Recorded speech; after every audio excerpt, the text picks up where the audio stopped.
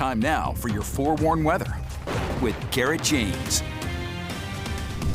Welcome back. Let's get a check of our weather with meteorologist Garrett James, who is live in southern Utah. Garrett, how's it looking out there for the trick-or-treaters?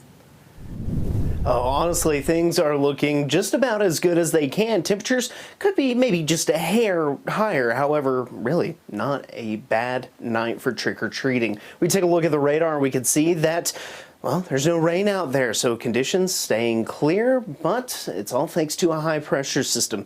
This Halloween high pressure that we're seeing, well, it's nice and it's going to continue providing nice weather over the next couple of days, but change, it is on the way as we've got another storm system that is going to be returning to the area. That is going to be arriving around the weekend, and with that is going to come some rain chances as well. And then we can see what looks to be another one tucked back off to the Pacific Northwest, and we'll be keeping an eye to see how far to the southeast that one will move. Let's go ahead and take a look at the precipitation outlook. It shows that we are going to be looking at conditions being slightly wetter than average for this time of the year for parts of the northern half of the state, but for parts of the southern half, well, looking a bit drier as high pressure looks to continue to dry things out for the southern half of the state and warm things up. Take a look at this.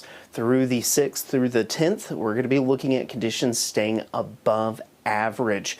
Take a look at some of these numbers with me. We can see over the next 4 days at least, temperatures staying in the mid-60s for Beaver and Cedar City, but for St. George, temperatures staying in the mid-70s by the weekend, and then Kanab staying in the mid to upper 60s through Saturday. Wasatch back, on the other hand, it's showing that temperatures going to be in the 50s for the next 3 days for Park City, 60s Heber, and then temperatures in the 50s on Wednesday for Morgan and Huntsville.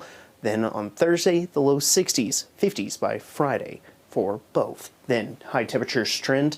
They're still trending slightly upward because of that high pressure system. And then we're going to be looking at conditions rising in southern Utah as well. For St. George, we're going to be looking at those high temperatures trending slightly upward as well. Speaking of temps, let's take a look at them right now. 40 Evanston, 44 Price, 51 Green River, 43 Moab, 49 Cedar City, 61 St. George, 50 Lake Powell, 42 in Wendover, as well as Ely, 45 Salt Lake City, 40 Logan, and in Evanston at the present time. But look at lows tonight show cold temperatures, bitterly cold temperatures at that. 21 in Evanston, Vernal, 21 Hanksville, 27 Moab, 26 in Beaver, 33 Cedar City, 35 St. George, 29 for Kanab.